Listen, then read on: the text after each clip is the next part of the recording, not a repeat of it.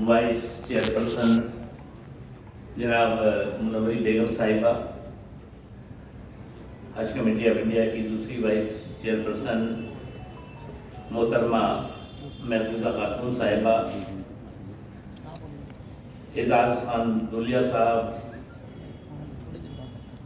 हिदायत साहब और हमारे हज कमेटी ऑफ इंडिया के चेयरमैन मोहम्मद याकूब शेख साहब,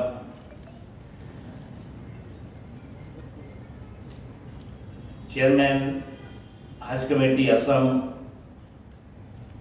नसीरुल जमात साहब, छत्तीसगढ़ के चेयरमैन असलम खान साहब और यहाँ पर पूरे मुल्क से आए खातिमुल हुज्जाज भाई और बहनों, अस्सलाम वालेकुम रहमतुल्लाहि व बरकातहू। इस बार जो हज 2022 हो रहा है वो मुझे लगता है कि 100 साल के बाद ऐसे सर्कमस्टेंसेस में हज होने जा रहा है, क्योंकि 100 साल पहले जिस तरह की अभी आज हमारे मुल्क ने क्या पूरी दुनिया ने कोरोना का कहर झेला और 2 सालों तक जो इंटरनेशनल हज पर जाने वाले मुसलमान थे वो नहीं जा पाए। इस बार 2 साल के बाद 2022 का हज होने जा रहा है। आप सबको बहुत बहुत मुबारक और बड़ी जिम्मेदारियों का ये हज है, खुशियों का भी है। आपकी जो रिस्पॉन्सिबिलिटी है, आपकी जो जिम्मेदारियां हैं वो बहुत हैं और इस बार मैंने इसीलिए कहा कि 100 साल के बाद ऐसा मौका होगा जब आप अब बहुत जिम्मेदारियों का बोझ के साथ जो लोग हज पर हिंदुस्तान से जो मुसलमान जा रहे हैं उनकी मदद करेंगे। इस बार जो है वो शायद लगभग जो है वो 80,000 के इर्द गिर्द 79,237 हिंदुस्तानी मुसलमान हज पर जाएंगे। जो मुझे खुशी है कि हमने इस दौरान, हिंदुस्तान पहला मुल्क है जिसने की जो कंप्लीट हज का प्रोसेस है उसको डिजिटल किया। किसी मुल्क ने हज के पूरे प्रोसेस को डिजिटल नहीं किया और उसका मैं असर देख रहा हूं कि जो एप्लीकेशंस इस दौरान भी मंगाई गई उसमें 72,170 यानी कि लगभग 80,000 एप्लीकेशन जो है वो ऑनलाइन आई है और 28,000 एप्लीकेशन ऑफलाइन है। ये अपने आप में बहुत बड़ा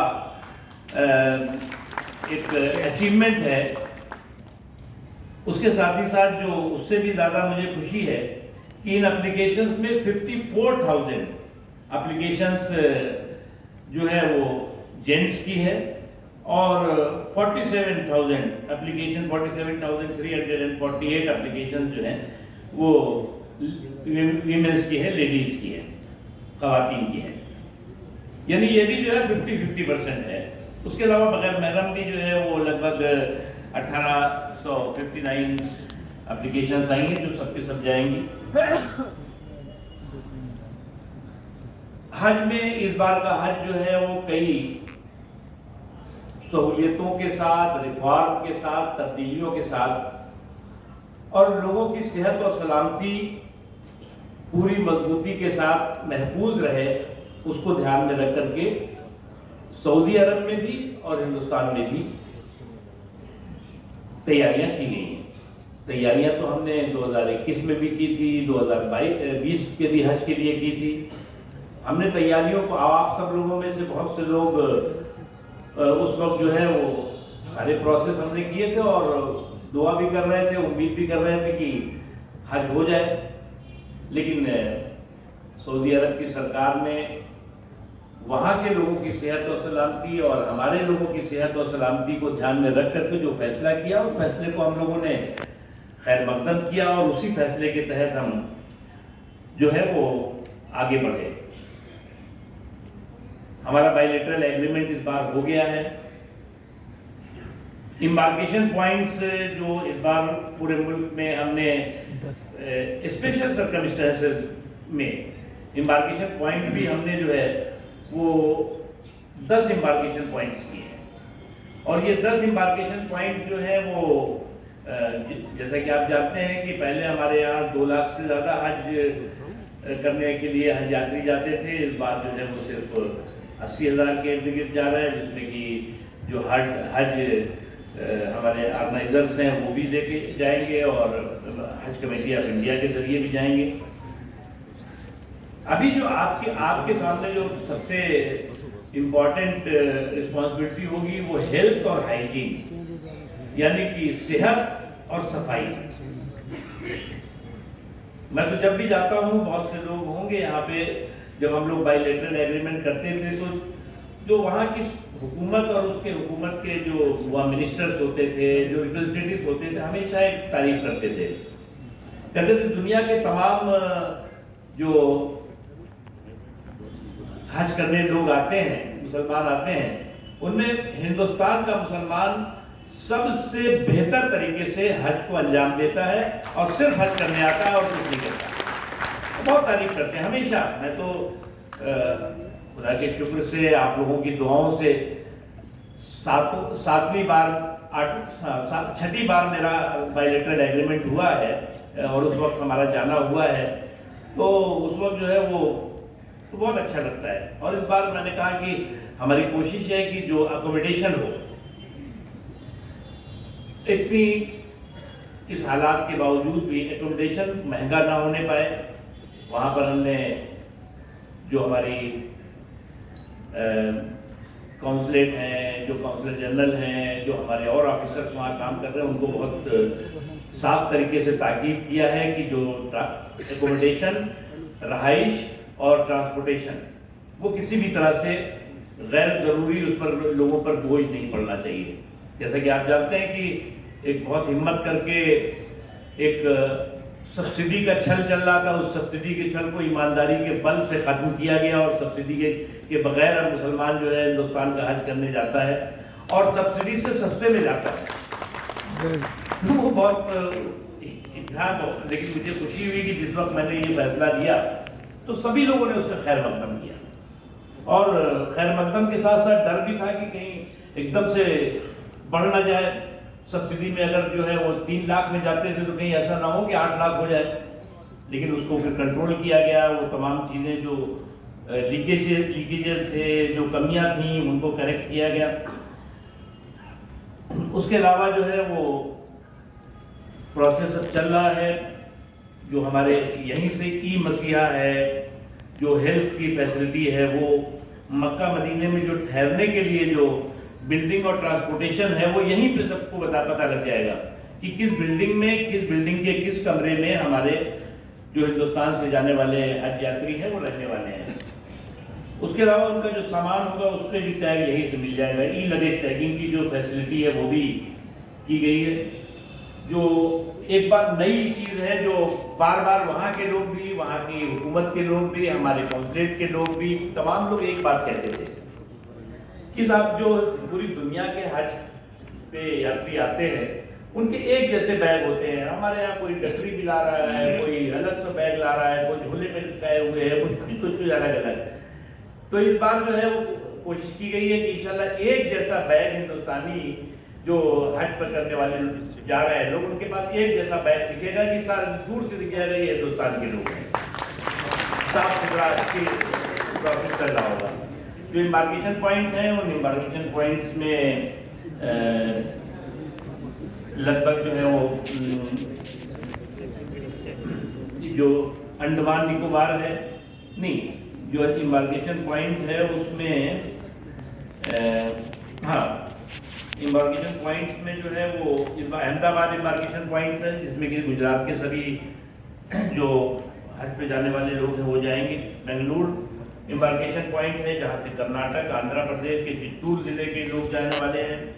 कोची इम्बार्केशन पॉइंट है जहाँ से केरल, लक्षद्वीप, पौंडीचेरी, तमिलनाडु, अंडमान निकोबार के हज करने वाले लोग जाएंगे। दिल्ली इम्बार्केशन पॉइंट है, जहाँ से दिल्ली, पंजाब, हरियाणा, हिमाचल प्रदेश, चंडीगढ़, उत्तराखंड, पश्चिम उत्तर प्रदेश, राजस्थान के हज यात्री जाएंगे। गुवाहाटी इम्बार्केशन पॉइंट से असम, मेघालय, मणिपुर, नागालैंड, अरुणाचल प्रदेश, सिक्किम के जो हज यात्री हो जाने वाले हैं।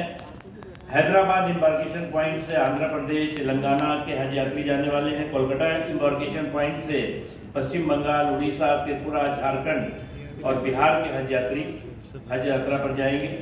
लखनऊ इम्बार्केशन पॉइंट से जो पश्चिमी यूपी है उसको छोड़ करके पूरे यूपी के हज यात्री जाने वाले हैं।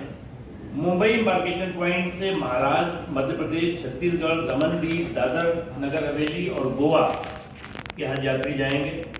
श्रीनगर इम्बार्केशन पॉइंट से जम्मू कश्मीर, लेह लद्दाख, करगिल के हज यात्री हज यात्रा पर जाएंगे। और इस तरह से जो है वो हर स्टेट का जो है वो जो कोटा है वो भी लगभग तय हो चुका है कि किस स्टेट के कौन से कितने हज यात्री जाएंगे, और उस कोटे के हिसाब से जहाँ पर जो है पूरा करने की ज़रूरत है, जहाँ पर लॉटरी सिस्टम करने की ज़रूरत है, वो भी प्रोसेस चल रहा है। तो मैं तो यही कहूँगा कि आप एक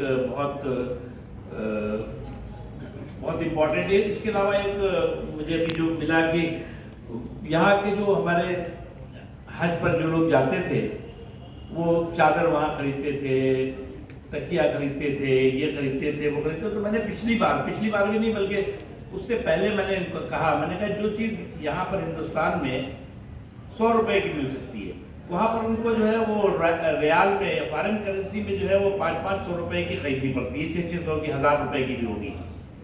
तो हमने कहा भाई ये वोकल फॉर लोकल करो ना, ये यहाँ के जो यहीं से खरीद के यही दे दो उनको, ताकि कि चादर की कितनी छोटी सी मतलब वजन होता है। तो वो शायद प्रोसेस हज कमेटी ने किया है, वो अच्छी चीज़ है, आप लोगों को भी करना चाहिए। अब ये वहाँ यहाँ पे क्या ज़बरदस्ती का खर्च है ये। अब जो यहाँ से जा रहे हैं वो चीज़ जो इंडियन करेंसी मिल जाएगी 100 रुपए में, वहाँ पर वही चीज़ जो है 1000 में लेनी पड़ती है। और मजे की बात मैंने पता लगाया कि पता लगा यहीं से बन के जाता है वहाँ, या यहाँ से या शायद बांग्लादेश से यही का सामान वहाँ जाता है। तो ये चीज़ें हैं, बहुत अच्छी है। मैं एक बार फिर से आप सब लोगों को बहुत बहुत मुबारकबाद देता हूँ, और मुझे पूरा यकीन है, पूरी उम्मीद है कि आप लोग जिस जिम्मेदारी को जो आपको मिली है उस जिम्मेदारी को आप बखूबी हमेशा निभाते रहें। इसमें से मुझे लगता है कि बहुत से लोग ऐसे खादिमुल हुज्जाज होंगे जो इससे पहले भी इस जिम्मेदारी को और इस सर्विस को निभा चुके होंगे। मुझे लगता है कि कितने लोग होंगे जो पहले भी जा चुके हैं, हाथ उठा सकते हैं? माशाअल्लाह, बहुत अच्छा, बहुत अच्छा। तो इस बार तो मुझे लगता है कि आप लोग बहुत अच्छी तरह से इस काम को करके आएंगे। बहुत बहुत शुक्रिया, बहुत बहुत मुबारक हो आपको। अल्लाह हाफ़िज़।